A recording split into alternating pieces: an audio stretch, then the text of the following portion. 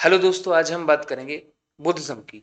और UGC net set के लिए ये जो टॉपिक है ना, बुद्धिस्ट फिलॉसफी, ये काफ़ी इम्पोर्टेंट है क्योंकि बुद्धिज्म से काफ़ी सारे क्वेश्चंस आते हैं, अलग अलग सेगमेंट से आते हैं। यानी बुद्धिस्ट फिलॉसफी के बुद्ध के पर्टिकुलरली कौन कौन से सिद्धांत थे, उन पर क्या क्या आगे जाकर काम हुए, बुद्धिज्म की कौन कौन सी ब्रांचेस हैं, और ethical point of view of Buddhism, है ना। तो इन सारी चीज़ों को हमें कवर करना है।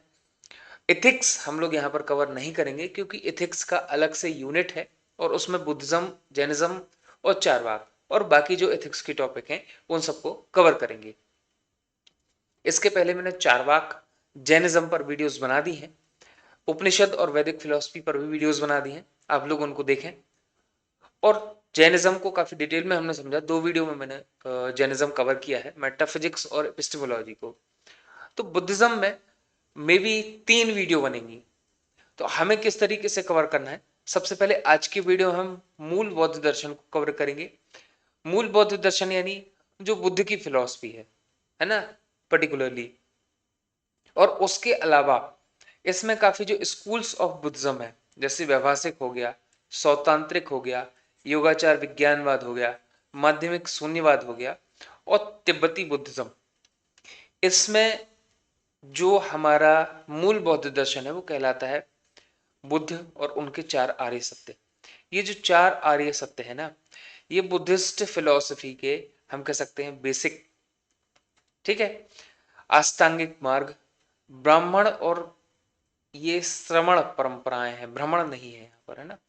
श्रमण परंपराओं में भेद, ये जो वाला ये सेक्शन है ना, ये हम अलग से कवर करेंगे जब हमारे सारे टॉपिक्स कवर हो जाएंगे, ठीक है।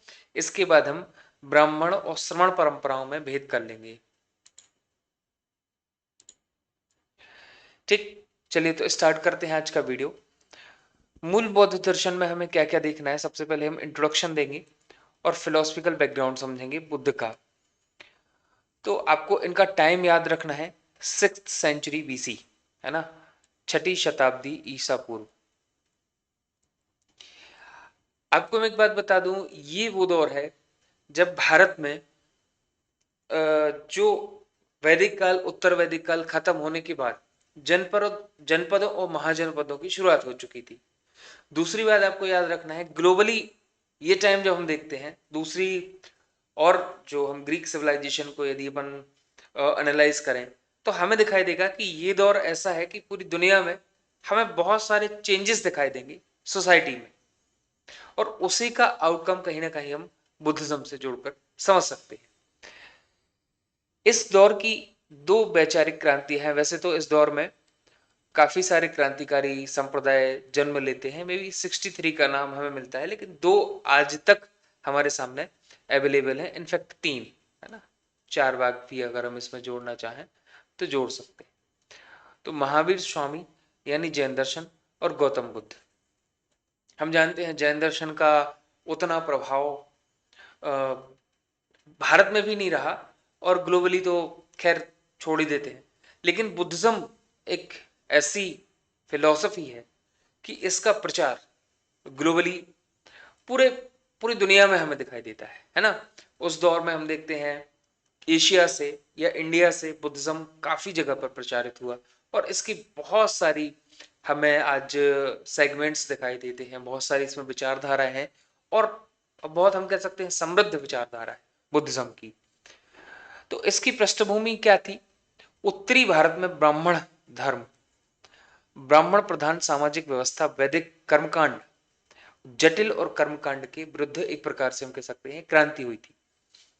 देखो क्या था कि वैदिक काल के बाद उत्तर वैदिक काल में आते हैं, तो जो आर्यन सिविलाइजेशन थी, यानी कि जो वैदिक परंपराएं थी वो बदल रही थी, और उत्तर वैदिक काल हमें यहाँ पर आर्थिक समृद्धि का या आर्थिक प्रगति की ओर बढ़ता हुआ दिखाई देगा। और उसी आर्थिक प्रगति का परिणाम था, हाँ, सेकेंड अरुणाइजेशन ऑफ इंडिया। जब हम इंडियन हिस्ट्री पढ़ते हैं तो वहां पर हमें ये चीजें काफी क्लियर हो जाती हैं, और उसी का एक आउटकम था वैदिक परंपराओं का, कर्मकांडों का, अंधविश्वासों का समाज में विस्तारित होना, या हम कह सकते हैं इनका बढ़ जाना। और इसी के परिप्रेक्ष्य में जब इसका आउटकम हम देखते हैं, इसका अपोजिशन हम देखते हैं, इसका विरोध देखते हैं, तो हमें बुद्धिज्म, जैनिज्म और बहुत सारी ऐसी चारवाक की फिलॉसफी और भी दूसरी हैं, जैसे स्केप्टिसिज्म भी हमें इंडिया में दिखाई देती है।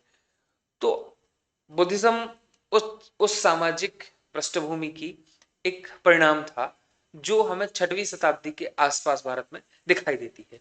ठीक, अब यहां पर हमें ये याद रखना है, जैसे कि मैंने आपको बार बार बताया है, हर बार हर वीडियो में बताता हूं कि बुद्ध रेडी पहन लेते हैं। यहाँ पर इसका कलर थोड़ा सा लाइट लग रहा है मुझे, है ना। तो बुद्ध, जैन और चारवाक, ये तीनों भारत के नास्तिक दर्शन है, नास्तिक ट्रेडिशन को बिलोंग करते हैं। ठीक, नास्तिक ट्रेडिशन से मतलब ये है कि ये वेदों की सत्ता को रिजेक्ट करते हैं। आप लोग याद रखना, वेदों की सत्ता को रिजेक्ट करते हैं। नास्तिक का मतलब पर्टिकुलरली यहां पर यही मीनिंग है। दूसरी चीज, ये अनिश्वरवादी दर्शन भी है। मैं यहां पर कह रहा हूं अनिश्वरवादी दर्शन। अनिश्वरवाद का मतलब ये होता है कि ईश्वर की सत्ता को भी क्या नहीं करते, एक्सेप्ट नहीं करते, ईश्वर को रिजेक्ट करते। ठीक, महत्वपूर्ण बात याद रखना है कि नास्तिक दर्शन तो वेदों की सत्ता को एक्सेप्ट नहीं करते। तो आस्तिक कौन हुए? जो वेदों की सत्ता को एक्सेप्ट करते हैं। और वेदों की सत्ता को एक्सेप्ट करने वाले दो ऐसे दर्शन हैं जो अनिश्वरवादी। मैं बार बार ये चीज दोहरा रहा हूं, इस चीज में आपको कंफ्यूज नहीं होना है। सांख्य और मीमांसा, जिसको हम पूर्व मीमांसा भी कहते हैं, दोनों ही अनिश्वरवादी दर्शन। जब हम सांख्य दर्शन और मीमांसा पहुंचेंगे ना, तो हमें उसकी जो फिलॉसफी है वो समझ में आएगी। गौतम बुद्ध का प्रारंभिक नाम सिद्धार्थ था। आगे चलकर वे गौतम बुद्ध के नाम से प्रसिद्ध हुए। ठीक है, इनका जन्म कहां पर हुआ? इनका जन्म हिमालय की तराई कपिलवस्तु के राजकुल में हुआ था। आपको याद रखना है, ये राजकुल से बिलोंग करते हैं। हम कह सकते हैं ये क्षत्रिय थे। ठीक है। अच्छा, जो कपिलवस्तु है ना, मैंने कहीं पर पढ़ा है कि ये इंडिया का ही कोई इलाका है ना, नेपाल का ना होकर। तो लगभग 29 वर्ष की आयु में विशाल राजप्रसाद, द्वासी वैभव, माता पिता, पत्नी एवं पुत्र का त्याग कर वन की ओर प्रस्थान किया। बुद्ध के वैराग्य के 4 प्रमुख कारण माने जाते हैं: वृद्ध व्यक्ति, मृत व्यक्ति, बीमार व्यक्ति और भिक्षु। अब एक यहां पर कॉन्ट्रडिक्शन है इस थ्योरी को। यह थ्योरी है अश्वघोष की। हाँ, ठीक है, अश्वघोष की थ्योरी है बुद्ध चरित्र में। लेकिन जो क्या कह सकते हैं, जो डॉक्टर अंबेडकर ना, B.R. अम्बेडकर, इनकी थ्योरी कुछ अलग है। इसको जब हम बुद्धिज्म को काफी डिटेल में समझेंगे ना, मेरे दूसरे वाले चैनल पर, तो वहां पर मैं आपको समझाऊंगा इसमें क्या अंतर है। लेकिन मेन इसी को माना जाता है। फिलोसफिकल पॉइंट ऑफ व्यू से हम इसे ही ज्यादा प्रायोरिटी देते हैं। क्वेश्चन में आपसे, परीक्षा में आपसे यही पूछा जाएगा कि 4 ऐसे कारण बताओ जो बुद्ध ने देखे और उनके मन में वैरागी का भाव उत्पन्न हुआ, है ना। इसके पीछे एक कहानी है कि उनको उनके जन्म से पहले उनके जब पिताजी ने किसी पंडित को उनके बारे में बताया या उनकी कुंडली दिखाई, हम कह सकते हैं जन्म के पहले भविष्यवाणी हुई थी कि या तो ये बनेंगे साधु, या फिर ये बनेंगे बहुत बड़े राजा, चक्रवर्ती राजा, है ना। तो 2 थ्योरी ऐसी दी थी। तो इनके कहा जाता है कि इनके पिताजी ने काफी प्रयास किया कि बुद्ध का जो ध्यान है वो वैराग्य की तरफ ना बढ़े। लेकिन अल्टीमेटली जो जिसको बुद्ध बनना है तो उसको कोई रोक नहीं सकता, है ना। तो जब बुद्ध ने घर छोड़ा, घर त्याग जिसको हम कहते हैं, है ना, यहाँ पर भी 2 कॉन्ट्रडिक्शन है। डॉक्टर अंबेडकर साहब की जो एक्सप्लेनेशन है वो अलग है, और जो ट्रेडिशनल एक्सप्लेनेशन है वो अलग हमें मिलती है। ट्रेडिशनली ये कहते हैं कि रात को बुद्ध ने घर छोड़ा था, और डॉक्टर अंबेडकर की जो थ्योरी है वो अलग है। तो जो घर त्याग है, घर त्याग की जो घटना है उसको महाविनिष्क्रमण कहा जाता है। इसको आप लोग याद रखेंगे, ग्रेट रेनशिएशन ना। इन घटनाओं ने बुद्ध को दुख निवृत्ति, लिबरेशन फ्रॉम सफरिंग और सत्य के साक्षात्कार की ओर प्रेरित किया। इसको हम क्या कहेंगे, इसका टेक्निकल टर्म है, बुद्धिज्म में हमें मिलता है, इसको हम कहेंगे महाविनिष्क्रमण। आप लोग याद रखेंगे महाविनिष्क्रमण, इससे क्वेश्चंस आते हैं। अब हम आगे बढ़ते हैं, इनकी अर्ली टीचिंग्स में कौन कौन इंक्लूड होता है।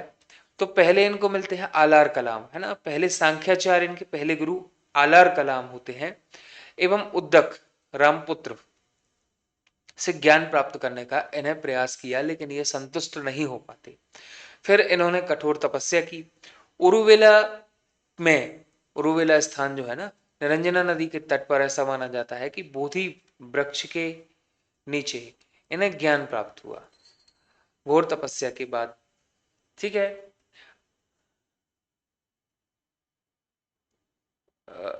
सॉरी, उरुवेला के किनारे पर इन्होंने तपस्या की, लेकिन लक्ष्य की प्राप्ति नहीं हुई।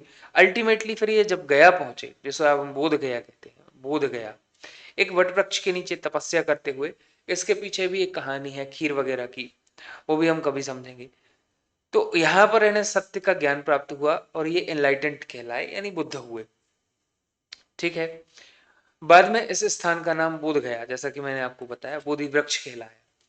अब एक चीज आपको याद रखनी है, बुद्ध के बारे में ऐसा कहा जाता है कि बुद्ध का जन्म, बुद्ध को ज्ञान प्राप्ति और बुद्ध का महापरिनिर्वाण, ज्ञान प्राप्ति को बुद्धिज्म में निर्वाण कहा जाता है ना, ये तीनों ही पूर्णिमा के दिन हुआ था। ठीक, ये बहुत महत्वपूर्ण बात है और ये बड़ा कोइंसिडेंस हम कह सकते हैं, है ना, कि बुद्ध का जन्म, बुद्ध का निर्वाण और बुद्ध का महापरिनिर्वाण बुद्ध पूर्णिमा को, यानी पूर्णिमा के दिन हुआ था, जिसे आज हम बुद्ध पूर्णिमा भी कहते हैं। और इसके बाद फिर आगे बढ़ते हैं हम। बुद्ध ने धर्म प्रचार किया, तो बुद्ध का जो धर्म प्रचार है वो धर्म चक्र प्रवर्तन कहलाता है। सत्य का साक्षात करने के बाद बुद्ध ने एकांत जीवन नहीं अपनाया, उन्होंने मानव जाति को दुख से मुक्ति दिलाने के लिए आजीवन प्रयास किया। और प्रथम उपदेश इन्होंने अपने 5 पूर्व साथियों के पास गए और उन्हें उपदेश दिया। ये कहां पर हुआ था, सारनाथ में। सारनाथ है वाराणसी के पास, आज इसको बनारस वाराणसी के पास। ठीक है, सारनाथ में इनने 5 पूर्व साथियों को क्या किया, उपदेश दिया, और इसी को हम कहते हैं धर्म चक्र प्रवर्तन। धर्म चक्र प्रवर्तन, आप लोग याद रखना, ये टेक्निकल वर्ड्स हैं, इसमें बहुत सारी कंफ्यूजन होती है, आप लोग से पूछा जा सकता है।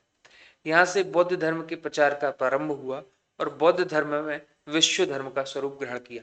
मैंने आपको बताया था, कभी कभी कहा जाता है कि जैन धर्म जो है वो बुद्धिज्म की एक ब्रांच है, बट इस पर ये ब्रिटिश कालीन जो स्कॉलर्स थे ना, उनकी एक थ्योरी थी, बाद में ये थ्योरी रिजेक्ट भी हुई। मैंने पिछले वीडियो में आपको समझाया है जैनिज्म में, देख लेना उसको। बुद्ध की शिक्षाओं का स्वरूप, सबसे बड़ी बात यह है कि बुद्ध की शिक्षाओं का जो स्वरूप है वो क्या था। तो बुद्धिज्म का बुद्ध का जो फोकस था वो प्रैक्टिकली था, उनने व्यवहारिक समस्याओं पर ज्यादा विचार किया। कि सबसे बड़ी बात तो यही है ना कि दुख है, ठीक, दुख का कारण है 4 आर्य सत्य, जिनकी हम आगे चर्चा करेंगे। दुखों से मुक्ति इनका क्या था, उद्देश्य था। संसार के इन्होंने दुखमय स्वरूप पर बात की, दुख से निवृत्ति की बात की, है ना, दुख से फ्री हो जाना।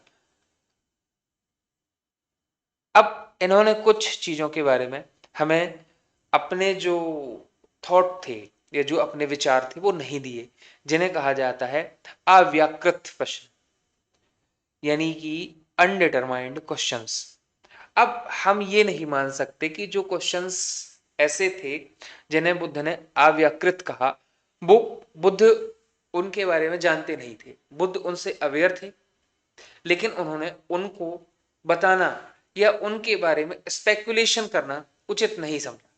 ठीक, क्योंकि उनका उद्देश्य था कि सबसे पहले जब हम हमारी सामान्य समस्याओं से, मनुष्य की सामान्य समस्याओं से फ्री हो जाएंगे, उसके बाद हम कहीं दूसरी दुनिया की बातें कर सकते हैं। इसका ये यहां पर भी आपको दिखाई देगा, क्योंकि हम देखते हैं वैदिक काल के बाद उपनिषदों का आगमन होता है और हाँ, वहां पर बहुत गहराई से दार्शनिक चिंतन का इमरजेंस होता है इंडिया में। अब वो किस चीज पर बात होती थी? मेटाफिजिकल क्वेश्चंस थे। आत्मा क्या है, ब्रह्म क्या है, आत्मा का स्वरूप क्या है, ब्रह्म का स्वरूप क्या है, इस सृष्टि के पीछे मूल कारण क्या है। ये सारी बातें कहाँ उपनिषद में या ब्राह्मणिक परंपराओं में हो रही थी। तो इसके अगेंस्ट बुद्ध ने कहा कि सबसे पहले हम इस लोक की बात करते हैं, जो कि चारवाक में मैंने आपको समझाया था। तो तत्वमीमांसीय समस्याएं जो थी उनको सुलझाने का विशेष प्रयास किसने किया? बुद्ध ने नहीं किया। ठीक, इसी का इसी का कारण है कि बुद्ध पर एग्नोस्टिक होने का आरोप लगाया जाता है। बुद्ध ने वेदों के प्रमाण को रिजेक्ट किया, ईश्वर की सत्ता को रिजेक्ट किया, नित्य आत्मा को रिजेक्ट किया। इसको रिजेक्ट करते हैं चारवाक और बुद्धिज्म। जैनिज्म इसको मानता है, ठीक है, मैं बता चुका हूं। सत्ता के विषय में स्थायी और अपरिवर्तनशील तत्व की धारणा को रिजेक्ट किया। ठीक, यानी ये कहते हैं कि कोई भी एटर्नल ट्रुथ नहीं है, कोई भी ऐसा सत्य या कोई भी ऐसा तत्व नहीं है जो परिवर्तनशील ना हो। इन्होंने सबसे बड़ी बात यह है कि चेंज है ना, परिवर्तनशीलता को माना। कर्मवाद पर इन्होंने जोर दिया, इन्होंने कर्म सिद्धांत को माना। पुनर्जन्म को भी बुद्धिज्म एक्सेप्ट करता है। ये बहुत डीप थिंकिंग है फिलॉसफी में, कि आप आत्मा को नित्य नहीं मान रहे हैं, आप ईश्वरीय सत्ता को एक्सेप्ट नहीं कर रहे हैं, लेकिन फिर भी आप कर्मवाद और पुनर्जन्म को एक्सेप्ट कर रहे हैं। ये पॉसिबल कैसे है और इसको कैसे लॉजिकली प्रूफ किया जा सकता है? ठीक, आगे क्या है? बुद्ध साहित्य में हमें 3 पिटक दिखाई देते हैं, जिसको हम 3 त्रिपिटक कहते हैं। त्रिपिटक, ठीक है, त्रिपिटक। ये त्रिपिटक क्या है? सूत्र पिटक, विनय पिटक और अभिधम्म पिटक। सूत्र मतलब होता है सूत्र पिटक, विनय पिटक, अभिधम्म मतलब होता है अभिधर्म पिटक। गौतम बुद्ध ने स्वयं कोई दार्शनिक ग्रंथ नहीं लिखा। पहली महत्वपूर्ण बात, जैसे कि आज के बारे में हम देखते हैं तो ओशो की अगर हम बात करें तो ओशो ने कोई भी बुक नहीं लिखी है ना, लेकिन उनकी जो 600-650 बुक्स अवेलेबल हैं, वो उनके प्रवचन जो होते हैं, जो उनके वक्तव्य हैं हर एक एक टॉपिक पर, वो आज हमारे सामने बुक्स के फॉर्म में है, कलेक्टेड फॉर्म में। अब खैर ओशो की बात नहीं करते यहाँ पर। उनके विचारों की जानकारी उन ग्रंथों से मिलती है जिन्हें उनकी मृत्यु के बाद उनके शिष्यों ने संकलित किया। बेसिकली हम कह सकते हैं कि जब बुद्ध की तीसरी संगीति होती है अशोक के काल में, है ना, तो इसमें इन्हीं का संकलन होता है। द्वितीय संगीति में आप लोगों को याद होगा तो विभाजन हमें दिखाई देता है ना, और चौथी संगीति में ही विभाजन पूर्ण रूप से हो जाता है। ठीक, इसको हम नेक्स्ट वीडियो में कवर करेंगे। बौद्ध धर्म के प्रारंभिक ग्रंथों को त्रिपिटक कहा जाता है। ये ग्रंथ मुख्य रूप से पाली भाषा में लिखे गए हैं, जो उस समय की लोक भाषा थी। ये संस्कृत से हटकर पाली भाषा में लिखे गए हैं। बाद में बुद्धिज्म संस्कृत को ही अडॉप्ट कर लेता है। तो त्रिपिटक में हम देख लेते हैं क्या क्या है। यहाँ से क्वेश्चंस पूछे जाते हैं, मोस्ट इंपॉर्टेंट स्लाइड है, ठीक है। सुत्त पिटक में क्या है, विनय पिटक में क्या है, अभिधम्म पिटक में क्या है, आपसे पूछा जा सकता है। सुत्त पिटक में बुद्ध के उपदेश है, संवाद है, वार्तालाप है। ये सामान्य लोगों के लिए उपदेश, जो पब्लिक ऑडियंस के लिए जो चीज हम कह सकते हैं। इसमें बुद्ध के मूल उपदेश का संकलन हमें मिलता है, जो कि बुद्ध ने ऑडियंस को दिए हैं, सरल करके, ज्ञान जो है सरल करके दिया है बुद्ध ने। विनय पिटक में क्या है, संघ के लिए आचार विचार कैसे होने चाहिए, सदस्यों के लिए जो नियम वगैरह हैं, जो इनका संघ था बुद्ध का महासंघ, उसके लिए जो नियम और आचार विचार हैं। संघ में आप लोग जानते हैं कि फीमेल भी थी और मेल भी थे, तो उनके लिए जो नियम बनाए गए हैं कि कैसे रहना है, क्या क्या इनको तरीके अपनाने हैं, किस तरीके से काम करना है संघ का, धर्म के प्रचार के लिए, सिद्धांतों के प्रचार के लिए, वो सब हमें विनय पिटक में दिखाई देता है। ये मोनास्टिक डिसिप्लिन से संबंधित है। अभिधम्म पिटक में बुद्ध की शिक्षाओं का दार्शनिक और विश्लेषण इसमें हमें दिखाई दे जाएगा। अभिधम्म पिटक में इसमें बुद्ध की शिक्षाओं को अधिक व्यवस्थित एवं दार्शनिक विवेचन हमें मिलता है। तो याद रखना बहुत इंपॉर्टेंट है, यहां से बहुत सारे क्वेश्चंस आते हैं। मिलिंदपन वो एक और महत्वपूर्ण ग्रंथ है। इसमें आप लोग जानते हैं राजा मिनांडर और क्या नाम है उनका, देखो मैं नाम भूल रहा हूं, अरे यार इनका नाम,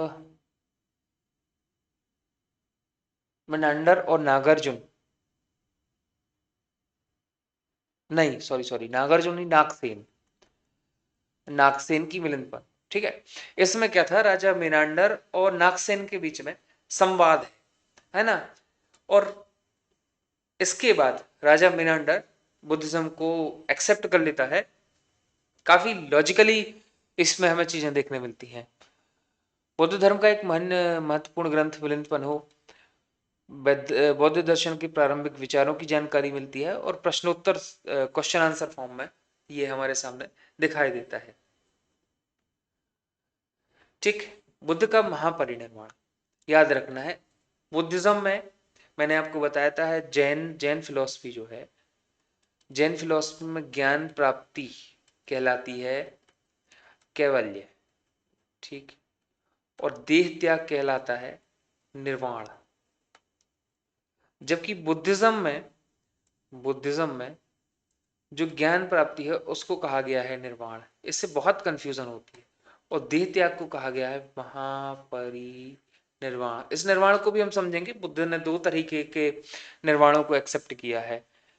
तो 40 वर्षों के धर्म प्रचार के बाद बुद्ध ने अपना देह त्याग किया है ना। कुशीनगर याद रखना है, कुशीनारा, इसको कुशीनगर कहा जाता है आजकल। ठीक, तो जन्म कपिल वस्तु, ज्ञान प्राप्ति बोध गया, प्रथम उपदेश सारनाथ और निधन कुशीनगर में। इसमें 4 आर्य सत्य देख लेते, बहुत बेहद महत्वपूर्ण चीज है। इसी पर पूरी फिलॉसफी टिकी हुई है। बुद्ध की शिक्षाओं में अमूर्त दार्शनिक चिंतन की बजाय विशुद्ध व्यवहारिक है। दार्शनिक तत्वों पर यह मौन है। मैंने बता चुका हूं आपको, दुख और उसके निरोध पर इनका बल है। 4 आर्य सत्य कौन कौन से हैं, इसको हम समझते हैं कि संसार मूलतः दुखमय है, सर्वम दुखम। पहली बात, संसार में चारों तरफ दुख है, सर्वम दुखम। संसार के सभी पदार्थ विनाशी हैं, पहली बात, ठीक, इम्परमानेंट है, इसलिए वे दुख का कारण बनते हैं। जन्म जरा मृत्यु शोक रुदन, अप्रिय से संयोग प्रिय से वियोग तथा इच्छित वस्तु की अप्राप्ति सभी दुख हैं। ठीक, ये थोड़ा ऑड टाइप का लग सकता है, लेकिन क्या है, बुद्ध ये समझाते हैं ना कि जो जो चीज जैसे हमें सुख प्राप्ति की तरफ, जो चीज हमें सुख प्राप्ति के लिए प्रेरित कर रही है, उस सुख की प्राप्ति के बाद कहीं ना कहीं वो दुख का कारण बनती है। और ये एक सर्किल मोशन में काम करता चलता है आगे, है ना। ये लिखा भी हुआ है, सांसारिक सुख की वास्तविक सुख नहीं है, उसके नष्ट होने की आशंका स्वयं दुख उत्पन्न करती है। बहुत बड़ी बात है। पांचों उपादान स्कंद भी दुखमय है, रूप वेदना संज्ञा संस्कार और विज्ञान। तो ये एक साइकिल के बारे में बुद्ध बात करते हैं। जैसा कि मैंने आपको बताया, जन्म होता है, मृत्यु होती है और फिर उसके बाद पुनर्जन्म होता है। ये क्यों होता है पुनर्जन्म, इसी को एक्सेप्ट करते हैं बुद्ध। और बुद्ध कहते हैं कि ये सर्कुलर मोशन में चलता रहता है। क्यों? क्योंकि इस संसार को उन्होंने दुखमय बताया। अब इसमें हम कह सकते हैं कि बुद्ध दर्शन जो है वो पेसिमिस्टिक है, यानी निराशावादी। लेकिन बुद्ध कहते हैं ना कि दुख से मुक्ति के उपाय भी हैं, उसका एक मार्ग भी है, जो कि हम आगे समझेंगे। ठीक है, दूसरा जो आर्य सत्य है, दुख समुदाय। ठीक, दुख का कारण है, यानी कि ट्रुथ ऑफ द कॉज। इसका जो सीधा सीधा आउटकम है वो प्रतीत समुत्पाद, आगे हम पढ़ेंगे, डिपेंडेंट ओरिजिनेशन जिसको हम कहते हैं। बुद्ध कहते हैं कि इस संसार में कुछ भी अकारण नहीं है, हर एक चीज का कारण है, इसको मैं आगे समझाऊंगा आपको। तो दुख का कारण भी है और इसी को प्रतीत्व समुत्पाद के नियम से समझा जा सकता है। उसके बाद तो तीसरा उनका आर्य सत्य जो है, दुख निरोध संभव, दुख निरोध संभव। ठीक। अच्छा, तीसरा आर्य सत्य समझने से पहले, जैसा कि मैंने आपको बताया कि प्रतीत्य समुत्पाद, इन्होंने बताया था ना कि एक सर्किल में काम करती है सारी चीजें, तो उन्होंने इस सर्किल को इस तरीके से दिखाया है, प्रतीत्य समुत्पाद। इसको हम द्वादश निदान चक्र भी कहते हैं, द्वादश निदान चक्र। ठीक। बुद्ध कहते हैं कि सबसे बड़ा जो प्रॉब्लम है वो होती है इग्नोरेंस, यानी अविद्या, वस्तुओं के वास्तविक स्वरूप को ना समझ पाना। जब हम वास्तविक वस्तुओं के स्वरूप को नहीं समझ पाते तो उससे क्या होता है, संस्कार, विज्ञान, नाम रूप, सडायतन, स्पर्श, वेदना, तृष्णा, उपादान, भाव, जाति, ठीक, जरा मरण, ये पूरा एक सर्किल बुद्धिज्म में हमें दिखाई देता है। और अविद्या को यहाँ पर संपूर्ण दुख चक्र की मूल जड़ बताया गया है। अविद्या के कारण व्यक्ति वस्तुओं के अनित्य एवं दुखमय स्वरूप को ना समझकर उन्हें स्थायी और सुखद मानने लगता है। ठीक है। और इसी अविद्या से पूरा का पूरा सर्किल चलता है। ठीक। हर एक एक चीज एक दूसरे से कनेक्ट है और इसी से प्रतीत समुत्पाद हमें दिखाई देता है कि हर एक चीज का एक कारण है। ठीक। और अविद्या का कारण क्या है, वस्तुओं के वास्तविक स्वरूप को न समझ पाना।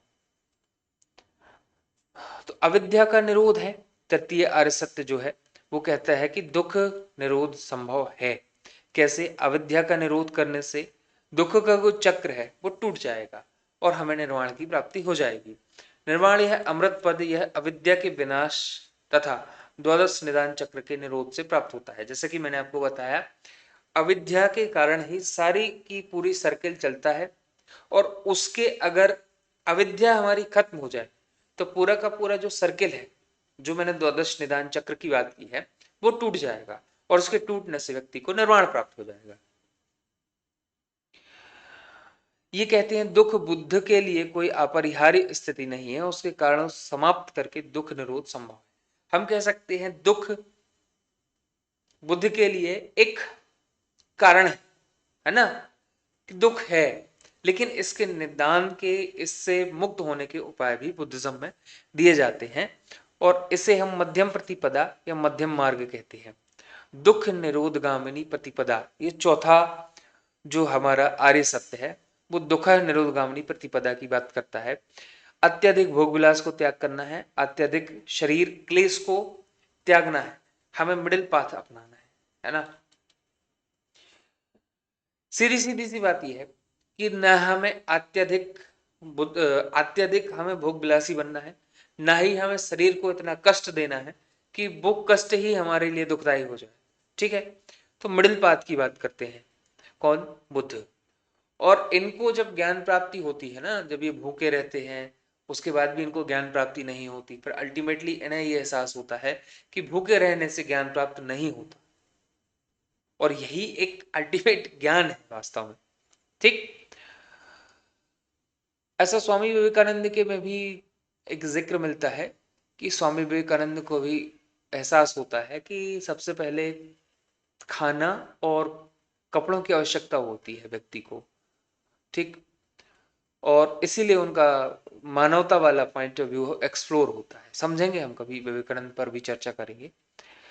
और इस मध्यम प्रतिपदा को हमें अष्टांगिक मार्गों में दिखाई देता है। ये अष्टांगिक मार्ग आपको याद रखने हैं। अष्टांगिक मार्ग क्या कैसे हैं? सम्यक दृष्टि, राइट व्यू, सम्यक संकल्प, राइट इंटेंशन, सम्यक वाक, राइट स्पीच, सम्यक कर्मांत, सम्यक आजीव, सम्यक व्यायाम, सम्यक स्मृति, सम्यक समाधि। ठीक। इसमें सम्यक दृष्टि में क्या आता है, चार आर्य सत्य जो है ना, उनके अनुसार एक चार आर्य सत्यों को के आधार पर एक दृष्टि का विकास होना है ना, उसी के आधार पर कुछ चीजों को डिसाइड करना और 4 आर्य सत्यों के आधार पर ही अपनी स्पीच डिसाइड करना। कुछ काम ऐसे करना कि जो अति ना हो, है ना, किसी भी चीजों को कलेक्ट करना, किसी भी काम को करना, वो 4 आर्य सत्यों की जो फिलॉसफी उसके आधार पर करना। आजीव लाइवलीहुड इतनी होनी चाहिए कि जो खुद के लिए पर्याप्त हो, किसी के एक्सप्लॉइटेशन ना करती हो। सम्यक व्यायाम, सम्यक स्मृति और सम्यक समाधि। ठीक है, इसमें 3 हमें दिखाई देते हैं जिसको हम त्रिशिक्षा कहते हैं, 3 फोल्ड ट्रेनिंग। सील में 4 चीजें आती हैं। नैतिक अनुशासन की जो बात होती है, सम्यक वॉक, अरे यार, सम्यक वाक, सम्यक कर्मांत, सम्यक आजीव, सम्यक व्यायाम। चित्त की एकाग्रता की बात होती है तो सम्यक स्मृति है और सम्यक समाधि है। और यथार्थ ज्ञान प्रज्ञा की बात होती है तो सम्यक दृष्टि और सम्यक संकल्प हमें दिखाई देता है। ठीक है, तो ये आप लोगों का क्विक रिवीजन चार्ट है, इसको आप लोग देखो। 4 आर्य सत्य। अब हम बात करते हैं मेन जो हमारा टॉपिक है, प्रतीत्य समुत्पाद। ये क्या है? समुत्पाद, ये कारणता का सिद्धांत है ना। कारणता का सिद्धांत देखो, हमें इंडियन फिलोसफी में, वेस्टर्न फिलोसफी में जो कॉजेशन थ्योरी होती है वो पढ़नी होती है कि हर एक कार्य के पीछे एक कारण होता है। ठीक, लेकिन सबका पॉइंट ऑफ व्यू अलग है, यही है। इसका शाब्दिक अर्थ क्या होता है? प्रतीति का मतलब होता है आश्रित होकर या किसी पर निर्भर होकर, और समुत्पाद का मतलब होता है उत्पत्ति, यानी किसी के होने से किसी की उत्पत्ति। ठीक, इसका आइडिया कहता है nothing arises independently, things arise depending upon conditions. बहुत बड़ी बात है ये। प्रतीत्य समुत्पाद का क्या है, इसको समझते हैं हम। गौतम बुद्ध ने संसार में कारण कार्य संबंध को स्वीकार किया, पहली बात। दूसरी बात, उन्होंने स्थायी, स्वतंत्र और प्रथम कारण को अस्वीकार किया, क्योंकि हम जानते हैं ये ईश्वरवाद को रिजेक्ट करता है ना, ईश्वरवाद को रिजेक्ट करता है। तो गौतम बुद्ध कहते हैं कि दुनिया में कारण कार्य संबंध होते हैं, लेकिन इस दुनिया का कोई फाइनल कॉज मानने की हमें आवश्यकता नहीं है। क्यों? क्योंकि कारण एक दूसरे पर डिपेंड करते हैं। कैसे, इसको हम समझते हैं। कारण, परिस्थितियां और कार्य। किसी घटना की उत्पत्ति केवल एक कारण से नहीं होती, बल्कि अनेक कंडीशंस से के संयोग से होती है। जैसे कि बीज, मिट्टी, जल, ताप, उपयुक्त वातावरण, इससे ही पौधे की उत्पत्ति होती है, ना कि अकेले बीज से। इसका सीधा सीधा सा अर्थ क्या है, समझना इसको। यहां पर बुद्ध कह रहे हैं कि इनके बीच में कोई आंतरिक प्रयोजनशीलता नहीं है, यानी कि बीज है तो पौधे की उत्पत्ति ऐसा नहीं है कि कुछ डिटरमाइंड है, प्री डिटरमाइंड कोई ऐसा नियम नहीं है कि बीज है तो पौधे की उत्पत्ति होगी ही। बुद्ध कहते हैं कि बीज के अलावा मिट्टी की आवश्यकता है, जल की आवश्यकता है, ताप की आवश्यकता है, उपयुक्त वातावरण की आवश्यकता है, तब जाके वो पौधे की उत्पत्ति होगी। यानी बीज से पौधे की उत्पत्ति नहीं होती। बीज के अलावा और दूसरे कॉजेज हैं, जो इस प्रकृति के कॉजेज हैं, जो बाह्य कारण है ना, वो उसके कारण कोई कार्य संपन्न होता है। बीज कारण है, उसका कार्य पौधा है, ठीक, लेकिन सिर्फ बीज अकेले से कार्य उत्पन्न नहीं हो सकता। बीज अकेले से पौधे की उत्पत्ति नहीं होती, उसके लिए और दूसरी कंडीशंस भी हैं, और वो कंडीशन बाहर से है, बीज के अंदर नहीं है। बीज के अंदर एक संभावना है कि पौधे की उत्पत्ति होगी। यदि उसको मिट्टी ना दी जाए, जल ना दी जाए, ताप ना दी जाए, उपयुक्त वातावरण ना हो, तो क्या उसमें पौधा उत्पन्न हो जाएगा? समझने वाली बात है। बुद्ध के अनुसार कारण और कार्य का संबंध अनिवार्य है, लेकिन यह अनिवार्य सापेक्ष है। कार्य तभी उत्पन्न होता है जब आवश्यक कंडीशंस उपस्थित हों, जैसा कि मैं आपको पिछली स्लाइड में बता चुका हूं। ये जो संबंध है, जैसा कि पिछली वीडियो में मैंने आपको बताया था, पिछली वीडियो में बताया था ना, कारण कार्य। हाँ, जब हमने चारवाक चारवाक पढ़ा था तो वहां मैंने समझाया था आपको कि चारवाक कहता है कि कारण और कार्य के बीच में कोई अनकंडीशनल रिलेशन नहीं है। व्याप्ति, याद आया, मैंने व्याप्ति को समझाया था कि कारण कार्य के बीच में जो संबंध है वो अनिवार्य है या नहीं, ये हम नहीं जान सकते। कंडीशन है उनके बीच में कि नहीं है, ये हम नहीं जान सकते। और हम जानते हैं तो हमें कंडीशंस दिखाई देती। उसके एग्जाम्पल मैंने समझाए थे, चारवाक देख लेना आप लोग।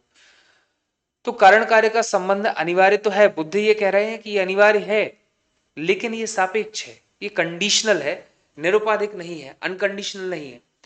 दूसरे दर्शन ये मानते हैं कि जो कारण कार्य के बीच संबंध है, व्याप्ति संबंध है, वो अनकंडीशनल है।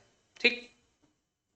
तो कार्य तभी उत्पन्न होता है जब आवश्यक कंडीशंस उपस्थित होती है, जैसा कि मैंने आपको पिछली स्लाइड में बता दिया है कि यहाँ पर बीज से पौधा उत्पन्न होगा तो उसके लिए ये एलिमेंट्स, ये कंडीशंस, ये एलिमेंट्स भी नेसेसरी होंगे, लेकिन ये बाहरी कंडीशन, बाहर से जो अपना काम कर रहे हैं। ठीक है। Conditions present, effect arises, condition cease, effect ceases. इस प्रकार प्रतीत समुत्पाद ना तो पूर्ण नियतिवाद है, ना आकस्मिकतावाद, एक्सीडेंटल। अब ये एक्सीडेंटलिज्म को भी रिजेक्ट करते हैं। बुद्ध ने इसे अस्वीकार किया कि प्रकृति में घटनाएं जो है वो केवल संयोग से नहीं होती। साथ ही उन्होंने किसी शाश्वत व अपरिवर्तनशील कारण को भी स्वीकार नहीं किया।